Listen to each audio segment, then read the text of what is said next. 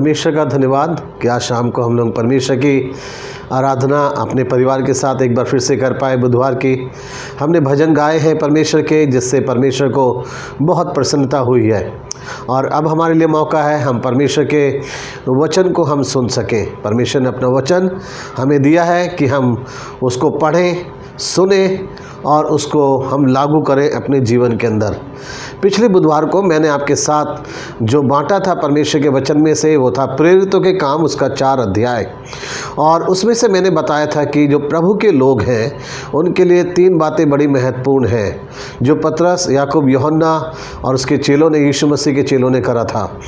उसमें से हमने देखा था कि उन्होंने अपनी गवाही को वहाँ पे बड़ा अच्छा बना के रखा हुआ था। और उन्होंने इस बात को भी कहा जब लोगों ने उन्हें धमकाया कि तुम यीशु मसीह के नाम से अब यहाँ पे कोई भी बात मत करना, तो चेलों ने ये कहा कि हमारे लिए ये बात महत्वपूर्ण नहीं है कि हम तुम्हारी बात माने, हमारे लिए सबसे महत्वपूर्ण बात है कि हम अपने परमेश्वर की बात को हम मानेंगे। और इस चीज़ को हम लोगों ने देखा था। आज हम लोग उसी अध्याय में से फिर से आगे बढ़ेंगे हम लोग, और चौथा अध्याय 23 वचन से लेकर 31 वचन तक आज शाम को हमारे ध्यान का केंद्र है। जब हम लोग यहाँ पे पढ़ते हैं या तो 23 वचन से, तो यहाँ पे इस तरीके से मिलता है घटना कि जो प्रभु यीशु के चेले थे जिनको धमकाया गया, वो अब उस जगह से निकलकर हटकर वो आए हैं अपने बाकी लोगों के साथ, जो साथी थे उनके पास आए वो उनके साथ में। और वहाँ पे आके उन्होंने सारी घटना को बताया है कि क्या कुछ हमारे साथ हुआ है। तब उन्होंने इस तरीके से कहा, यहाँ लिखा है, वे छूटकर अपने साथियों के पास आए और जो कुछ प्रधान याजकों और पुरनियों ने उनसे कहा था उनको सुना दिया। यह सुनकर उन्होंने एक चित्त होकर ऊंचे शब्द से परमेश्वर से कहा, हे स्वामी, तू वही है जिसने स्वर्ग और पृथ्वी और समुद्र और जो कुछ उनमें है बनाया। तूने पवित्र आत्मा के द्वारा अपने सेवक हमारे पिता दाऊद के मुख से कहा, अन्य जातियों ने हुल्लड़ क्यों मचाया और देश देश के लोगों ने क्यों व्यर्थ बातें सोची। प्रभु और उसके मसीह के विरोध में पृथ्वी के राजा खड़े हुए और हाकिम एक साथ इकट्ठे हो गए, क्योंकि सचमुच तेरे सेवक यीशु के विरोध में, जिसका तूने अभिषेक किया, हेरोदेस और पुन्तियुस पिलातुस भी अन्य जातियों और इस्राएलियों के साथ इस नगर में इकट्ठे हुए कि जो कुछ पहले से तेरी सामर्थ और मति से ठहरा था वही करें। अब हे प्रभु, उनकी धमकियों को देख और अपने दासों को यह वरदान दे कि तेरा वचन बड़े हियाव से सुनाए। चंगा करने के लिए तू अपना हाथ बढ़ा कि चिन्ह और अद्भुत काम तेरे पवित्र सेवक यीशु मसीह के नाम से किए जाएं। अब वे प्रार्थना कर चुके तो वह स्थान जहाँ वे इकट्ठे थे हिल गया और वे सब पवित्र आत्मा से परिपूर्ण हो गए और परमेश्वर का वचन हियाव से सुनाते रहे। यह है प्रभु का वचन। और इन लोगों ने आके आपस में बातचीत करी है, फिर उन्होंने परमेश्वर से प्रार्थना करी है। जो कुछ भी इनके साथ हुआ था उस सारी बात को इन्होंने प्रार्थना में परमेश्वर को बताया है कि परमेश्वर देख, तू देख, उनकी धमकियों को सुन, वो क्या कह रहे हैं। और फिर उन्होंने परमेश्वर से मांगा, और जब इन्होंने परमेश्वर से मांगा तो इनको मांगने पे हम देखना चाहते हैं इनके हृदय में, इनके मन में 3 बड़ी ख्वाहिश हैं। और जो परमेश्वर से जिसकी मांग कर रहे हैं, 3 ख्वाहिशें हैं। आज भी हम इस बात पे विचार करेंगे कि जो परमेश्वर के लोग हैं, प्रभु के लोग हैं, आज वो किन बातों की ख्वाहिश कर रहे हैं, उनकी क्या तमन्ना है, क्या है इच्छा उनकी परमेश्वर से पाने के लिए। जो प्रभु के चेले थे उनके मन में यहाँ पे 3 हमें बड़ी ख्वाहिश दिखाई देती हैं। 3 ख्वाहिशें देखिए उनकी क्या क्या थी, हम उसी पे विचार करना चाहते हैं। सबसे पहली ख्वाहिश जो उनके अंदर हमें नज़र आती है, 29 वचन को जब हम पढ़ते हैं तो उसके अंदर हमें नज़र आता है, यहाँ लिखा है 29 वचन के अंदर, अब हे प्रभु, उनकी धमकियों को देख और अपने दासों को यह वरदान दे कि तेरा वचन बड़े हियाव से सुनाए। जो पहली ख्वाहिश उनकी है, अभी इतना सब होने के बाद, इतनी मुश्किल आने के बाद, लोगों के द्वारा वो धमकाए जा रहे हैं, परेशान किए जा रहे हैं।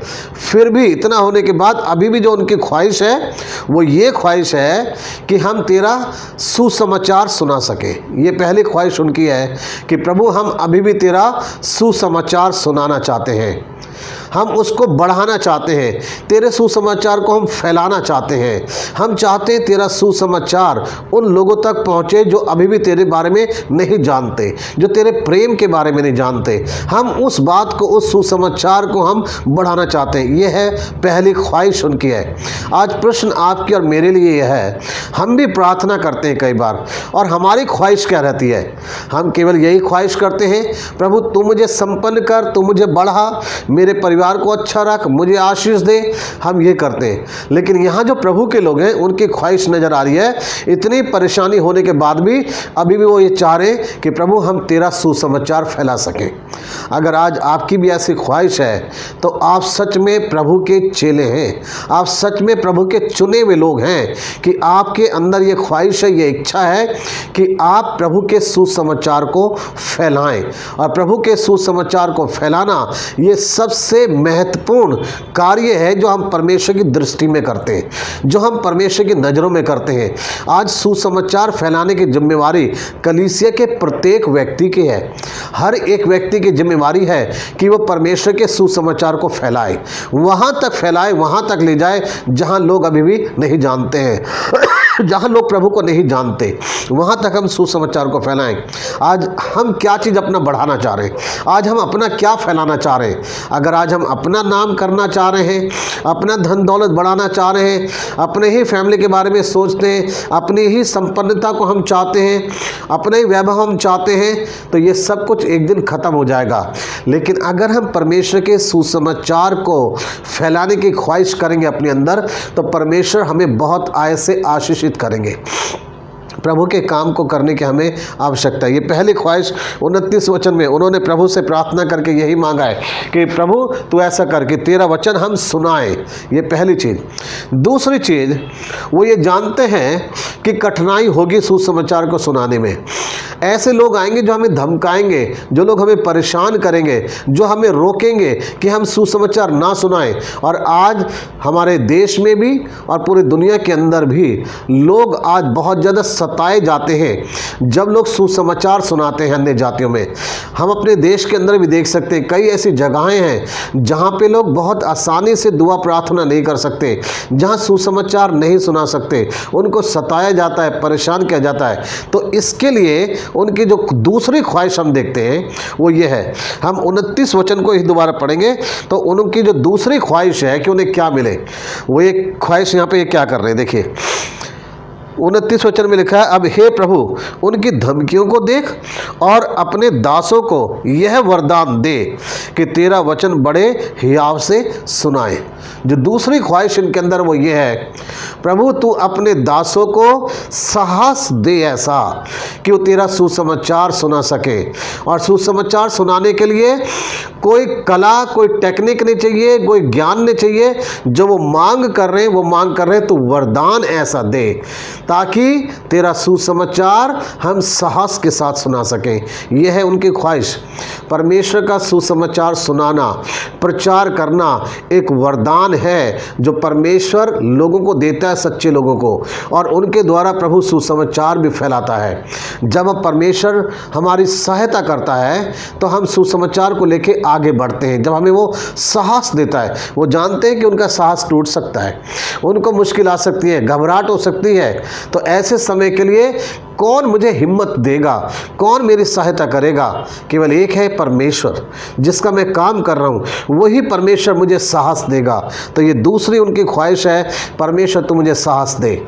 आज ऐसे लोग जो सुसमाचार सुनाने से डरते हैं, जो घबराते हैं, जो सोचते हैं कि पता नहीं लोग क्या सोचेंगे, लोग क्या कहेंगे, लोग ना जाने क्या क्या सवाल मुझसे करने लग जाएं, पता नहीं मैं उनके सवालों का जवाब दे पाऊंगा भी या नहीं दे पाऊंगा। ऐसी ऐसी बातें सोचकर वो पीछे हट जाते हैं सुसमाचार सुनाने से, ऐसे लोगों के लिए परमेश्वर कहता है मैं तुम्हें साहस दूंगा। जो प्रभु यीशु मसीह के शुरुआत के चेले थे उस समय, पतरस, याकूब, अन्य चेले जितने भी थे, वो सारे के सारे सुसमाचार सुना सुनाकर शहीद हो गए। लेकिन उन सबको जिसने हिम्मत दी, साहस दिया, वो था परमेश्वर। परमेश्वर ने उन्हें साहस दिया और ऐसा वरदान दिया कि जब वो सुसमाचार सुनाते थे तो लोग वचन को सुनकर एकदम विश्वास किया करते थे। परमेश्वर है जो हमें वचन सुनाने का साहस देता है।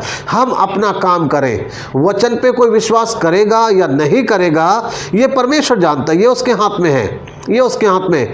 आपका और मेरा काम है बीज को बोना, उस बीज को फलवंत करना परमेश्वर का काम है। और आप हिम्मत अपनी मांगे, परमेश्वर से हिम्मत, परमेश्वर से साहस मांगे, परमेश्वर हमें साहस देने वाला है। ये दूसरी ख्वाहिश है चेलों की कि प्रभु तू अपने लोगों को साहस दे कि तेरा वचन हम सुना सके। तीसरी ख्वाहिश उन लोगों के अंदर है और वो ये नज़र आती है हमें, जो तीसरी उनकी ख्वाहिश है 30 वचन के अंदर है। 30 वचन को जब हम पढ़ते हैं तो उसमें लिखा है, चंगा करने के लिए तू अपना हाथ बढ़ा कि चिन्ह और अद्भुत काम तेरे पवित्र सेवक यीशु के नाम से किए जाएं। ये तीसरी ख्वाहिश उनके अंदर है और वो ये है कि तू हमें एक ऐसा साधन दे, एक ऐसा साधन दे। और साधन किस रूप में दे कि तेरा सुसमाचार आगे बढ़ सके? वह है तू हमें सामर्थ के काम करने का वरदान दे, तू हमें सामर्थ करने का वरदान दे। हमें साधन चाहिए कि मेरे को सुसमाचार सुनाने के लिए कोई चीज़ मेरे को आसान बना दे, कोई चीज़ मेरे को ऐसी मिल जाए। आज बहुत सारे सेवक जो हैं सुसमाचार सुनाने के लिए, जगह जगह जाने के लिए गाड़ी मोटर को मांगते हैं, अन्य चीज़ों को मांगते हैं, लेकिन जो सही तरीके से हमारी सेवकाई में हमारी सहायक हो सकता है वो है ऐसा साधन जो परमेश्वर हमें दे सकता है, और वह है सामर्थ के काम। क्योंकि जब हम दुनिया के लोगों को सुसमाचार सुनाएंगे, आज बहुत लोगों की आवश्यकता है, बहुत सारे लोगों की ज़रूरत है कि उनको शारीरिक आवश्यकता भी उनकी पूरी करी जाए, और परमेश्वर जो है हमें ऐसे सामर्थ्य के काम करने के वरदान अपने लोगों को वो देता है। तब लोग जो है सुसमाचार भी आसानी से सुन सकेंगे। लेकिन केवल एक यही चीज़ नहीं कि हम चंगाई की बातें करें, उन्होंने कहा सामर्थ्य के काम करने के लिए। सिर्फ चंगाई की बात यहाँ पे नहीं है, सामर्थ्य के काम हो सके, यीशु मसीह के नाम से हो सके, उस चीज़ को उन्होंने मांगा है। एक साधन मांग रहे वो इस तरीके से। सुसमाचार सुनाने के लिए हमें आवश्यकता है कि कोई हमें साधन मिल जाए, और साधन यह है कि परमेश्वर हमें वो सामर्थ्य दे कि हम यीशु के नाम से हम कुछ काम कर सके सामर्थ्य के, ताकि लोग फिर विश्वास कर सके। ये तीसरी उनकी ख्वाहिश है कि यीशु मसीह के नाम से वो प्रचार कर सके, कार्य कर सके, और उनको ऐसा साधन मिले जिस साधन को वो सुसमाचार को फैलाने के लिए इस्तेमाल कर सके। प्रभु का सुसमाचार फैलाने के लिए, अपना नाम करने के लिए नहीं, केवल एक ही बात को करने के लिए नहीं, उस बात को करने के लिए, सुसमाचार को फैलाने के लिए। अगर आप देखें तो उन्होंने शुरुआत कैसे करी है? हम सुसमाचार सुनाना चाहते हैं, हमें साहस की आवश्यकता है, और फिर हम तेरे सुसमाचार को फैलाना चाहते हैं, हमें साधन आवश्यकता है, और साधन परमेश्वर तू हमें दे सकता है। यह है उन परमेश्वर के लोगों की, प्रभु के लोगों की ख्वाहिश है कि वो चाहते हैं। आज आपकी और मेरी ख्वाहिश क्या है? जब हम इस तरीके की प्रार्थना करते हैं तो चौथी और अंतिम चीज हम लोग देखना चाहते हैं 31 वचन के अंदर। 31 वचन में इस तरीके से लिखा हुआ है, जब हम लोग पढ़ते हैं, जब वे प्रार्थना कर चुके तो वह स्थान जहां वे इकट्ठे थे हिल गया, और वे सब पवित्र आत्मा से परिपूर्ण हो गए और परमेश्वर का वचन हियाव से सुनाते रहे। जो चौथी और अंतिम चीज़ है वो ये है, परमेश्वर ने अपने लोगों की प्रार्थना को सुन लिया। सुन लिए जाने का मतलब है परमेश्वर ने पवित्र आत्मा की सामर्थ उनके अंदर डाल दी है, परमेश्वर ने हियाव उनको दे दिया, उनको हिम्मत दे दिया। परमेश्वर ये है, परमेश्वर अपने पवित्र आत्मा की सामर्थ जो है उनको अंदर डाल दी, और आत्मा की सामर्थ से उन्हें भर दिया है। परमेश्वर हमारी प्रार्थना को सुनते हैं, परमेश्वर चाहते हैं प्रभु के लोग सुसमाचार को फैलाएं, बहुत साहस के साथ वो आगे बढ़ें और परमेश्वर के द्वारा जो साधन हमें मिला है सुसमाचार को फैलाने का, उसको हम इस्तेमाल करें। और परमेश्वर ये चाहते हैं हम परमेश्वर के कार्य को लगातार हम आगे बढ़ाते चले जाएं। आने वाले बुधवार के दिन हम लोग इससे आगे सुनेंगे कि जिनको परमेश्वर पवित्र आत्मा की सामर्थ्य देता है उनके अंदर क्या क्या बातों की पहचान दिखाई देती है। क्योंकि आज बहुत सारे लोग इस बात के विषय में बहुत ज़्यादा कंफ्यूज हैं। वो सोचते हैं कि जब पवित्र आत्मा की सामर्थ्य मिलती है तो हमारे जीवन में एक ही चिन्ह नज़र आता है, और वो ये है कि हम अन्य भाषा बोलने लग जाते हैं। ऐसा बिल्कुल भी नहीं है। हम इससे अगले वाले जब हम पैसेज में जाएंगे हम वहाँ पे देख सकेंगे कि जब परमेश्वर ने इनको पवित्र आत्मा की सामर्थ्य दी और ये सारे के सारे आत्मा से परिपूर्ण हो गए, उसके बाद इनके अंदर क्या बात है जो नज़र आई है, वही चीज़ परमेश्वर हमारे अंदर देखना चाहते हैं।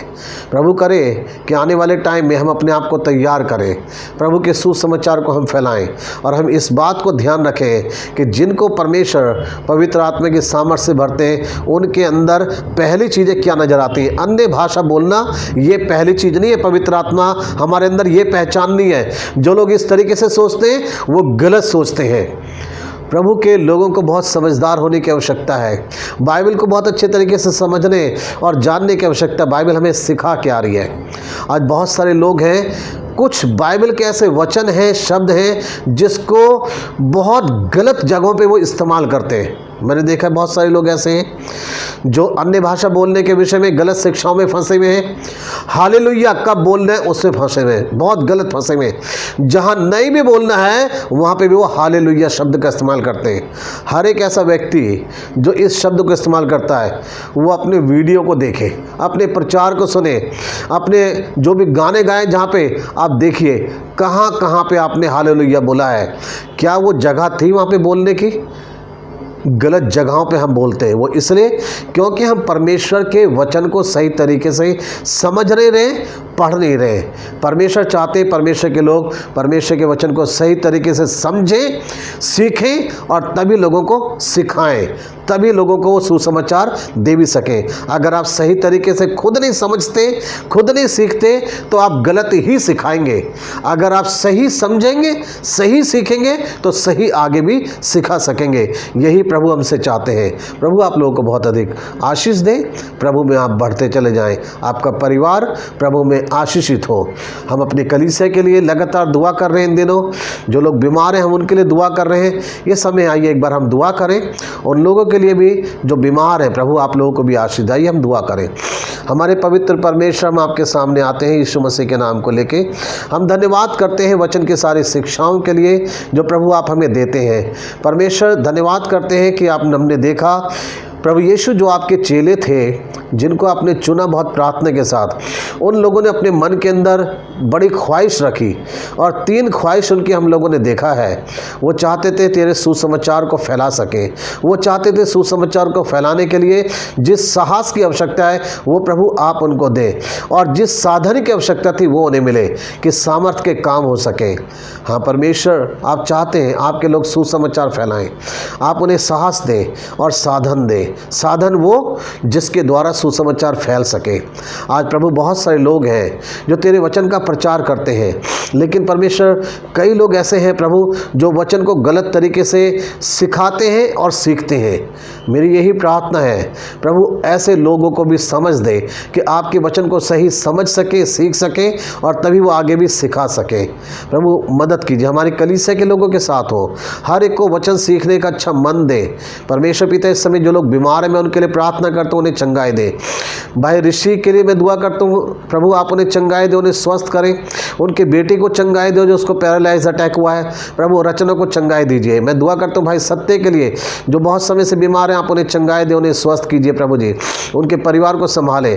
और मोना के लिए प्रार्थना जो उसको पत्थरी की शिकायत है, आप उसे भी स्वस्थ करना। यीशु मसीह के नाम से मैं इन बीमारों के लिए दुआ करता हूँ प्रभु ये चंगाई पाएँ, इन्हें स्वस्थ कर दीजिए। मैं दुआ करता हूँ भाई गिरीश के बेटे एलन के के लिए प्रभु उसको जॉइंटिस हो रखा है, प्रभु तू उसे चंगाई दे, सहायता कर परमेश्वर, वो ठीक हो जाए एलन प्रभु जी। परमेश्वर उस पर अपनी दया और कृपा बना के रखे, आप चंगाई दे पिता परमेश्वर। परमेश्वर पिता मैं दुआ करना चाहता हूँ भाई टीटू के पिताजी के लिए, आप उन पर भी अपनी दया कृपा बना के रखें, उनको भी जो पैरालाइज अटैक हुआ प्रभु जी आप सामर्थ्य दे कि परमेश्वर सब उनके हाथ पैर ठीक हो सके, उन पर दया करना प्रभु, उन पर करुणा करना प्रभु जी, सहायता कीजिए। मैं दुआ करता हूँ हमारे कलीसिया में सभी लोगों को भला चंगा रखें, सबकी ज़रूरतों को पूरा करें, सभी के काम धंधे में अपनी बरकत और आशीष दे प्रभु जी। हमारे देश के नेताओं को बुद्धि समझ दे ताकि देश को सही चला सके प्रभु, देश सही दिशा में बढ़ सके।